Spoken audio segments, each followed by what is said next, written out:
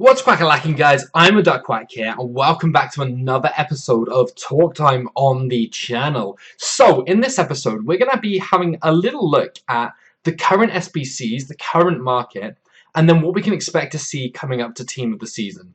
So, what we're going to start on here is the Team of the Knockout stage, SBCs that they've released, alongside the players. So, firstly, EA I don't think they've ever done this for the Champions League and the Europa League combined together. What this initially did was released a ton of absolutely crazy players into the market from packs. So this is fine. The way this would normally work is certain people would use save packs, they'd buy a few packs, it wouldn't go crazy. What they've done this year though is they've got the ability to add squad builder challenges. So they've just released 2 squad builder challenges, one for Team of the Tournament Knockout tradable and one for untradable, obviously. Now, this is brilliant because now everybody has a chance at getting someone big. If they don't want it, they can sell it. But the reality is what happens is so many people do these, prices from these cards absolutely plummet on the market alongside all the other premium cards. So the likes of Ronaldo, Neymar, Bell, all the way down to Dybala, Higuain, Aubameyang, they've all plummeted because people are using their coins for either this tournament or they're obviously saving for Team of the Season. A lot of people are already just selling up waiting for Team of the Season, but this covers the rest of them and makes this market crash all the much worse. So what these effectively do is they remove coins from the market. Well, they remove cards from the market, effectively.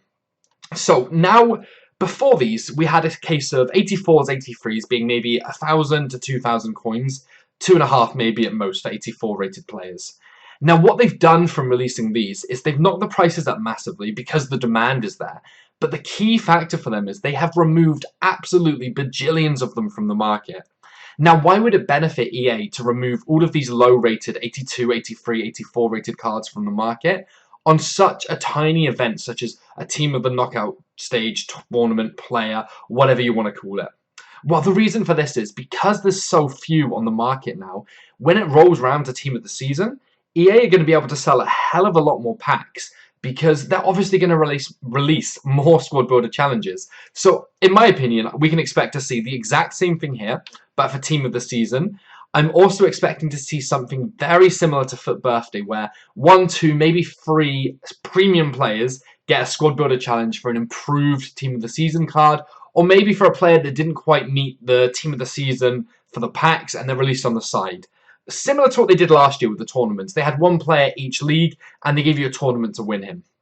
Now, all of these, the SBCs for the Team of the Season players, it's so hard to say sometimes, they're gonna be in huge demand. So if this little tournament here racked up this much hype, imagine when all these players get a 5-6 point boost to their cards, and they're absolutely insane. Especially the big leagues, like, well, obviously you've got your La Liga with Ronaldo, Messi, Neymar, but even the Premier League, players like Sanchez, players like Son, players like Ibrahimovic potentially. Then we move over to Calcio A, and we've got big players like Dybala, we've got Higuain, we've got Mertens, and then even in Bundesliga, Lewandowski or Aubameyang is everywhere basically. People are going to want these cards, and when they come to buy these 84 rated players off the market, as it stands, they're going to be selling for close to max price. They're going to be coming up to about 10,000 coins within days, just because the demand is greater than the supply. So what EA hope to achieve from this is the Team of the Season rolls around in a week, 2 weeks. The market is in a state of absolute, it's just dry. There's nothing available on the market to complete these. So people have to buy packs to get these players. And then the packs carry so much value as well. Either you sell these players for a huge price, or you use them yourself. So not only are the packs making EA a lot more money, the pack weight for us is going to be a hell of a lot more coins, provided these SBCs are actually released. This makes the whole Team of the Season event highly profitable for both EA and for those of us that choose to buy packs, use save packs, absolutely anything like that. So I'm seeing something crazy coming up. The Team of the Season SBCs, like I said, I can see 2 exactly like that, and then the other big ones. So where does that leave us in terms of investments? Well, if we see big player SBCs released, like the David Luiz one, like the Torres one, then we're going to want to get big high-rated players. Now, a couple of days ago, Czech was about 10,000 coins. If we have a look now, he's currently up to about 15,000 coins. Is the window for investment gone? In my opinion, yes, it is. He's risen about 4,000 or 5,000 coins already in a matter of days since these SBCs were released. If the tournament comes around, if the SBCs come around, if whatever they release comes around, and high-rated players aren't needed, these investments carry a huge risk because they're about 5,000-6,000 coins higher than where they normally rest. As it goes for investing at the moment, it's so hard to predict. You might need informs, you might need special cards, you might need anything. But just to throw this into the video very quickly here, if you guys were going to invest, I'd invest in one-to-watch cards. Now, I'm not saying we're investing in one-to-watch cards for the same reason that we've used throughout the whole of the year ever. We're investing in one-to-watch cards because of the potential they carry. So, if you remember the Kante SBC and the Ali SBC and those kind of things, one-to-watch cards were required. Now, not many people are going to complete these so close to Team of the Season. That's understandable. So the prices, they took a slight jump, but barely moved. We're at a point of the game where these are absolutely useless to do what they're supposed to do. But these cards are discard value. So we're never going to pay more than we need to pay for these. We are only going to be picking them up if they are discard value. So it's a no-risk investment. But what happens if these SBCs roll around and you do need one-to-watch cards again? Then you're going to be in luck because you're going to have a ton of them here. As you can still see, he's still about 14,000, still 4,000 coins higher than we probably want to be paying at the moment. But just wait till the next set of weekend league games are done, weekend matches, sorry, in real life, and then double check the market, pick them up on bids. You will be able to get these guys for discard. And if they're not needed come Team of the Season, just quick sell them. You're not going to lose anything and you still have the same amount of coins. Investments elsewhere at the moment are extremely difficult, and EA have ensured this from making the market so unpredictable by changing up the squad builder challenges they release and the frequency of them. So do you think it's a coincidence that 3-4 weeks before the Team of the Season start that the marquee matchups start giving you a Team of the Week pack? Well, no. There's more and more cards being sunk into these challenges. And not just any cards, more and more of these 84 to 80 rated cards. They want the market dry of them. Why do you think that the 81 SBCs come out?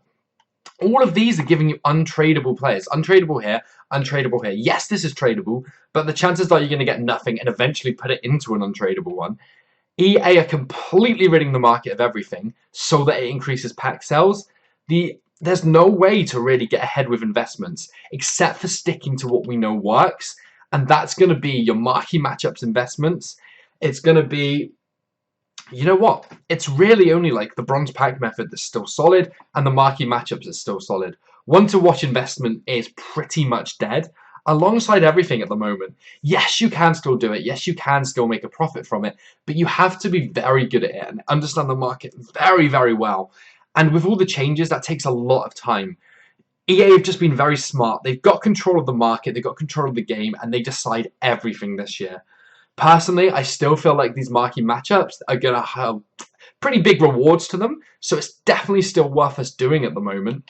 But when it comes up to Team of the Season, excuse me, and the investments we can make around that, it's very, very hard. Pick up cards at discard value. If informs ever drop to discard, pick up informs at discard. If you can pick man of the match cards up at discard value from decent leagues, decent nationalities, pick them up for discard value. Anything that's big that you can pick up at discard, just invest all your coins into this. This way we have zero risk, zero chance of making a loss, and every chance of making profit when it rolls around. Anyway, guys, I'm just going to end the video there. It's only a very short one, just to have a look at what we think could be coming up. Have a look at the current state of the market, how EA controls it, and what they wanted to kind of get from all of these events that they've been releasing recently. If you did enjoy the video, guys, make sure you drop a like, comment down below with any questions or chatting just about this topic. And if you're new, if you could subscribe, that'd be incredible. Anyway, guys, thanks so much for watching, and I'll catch you next time.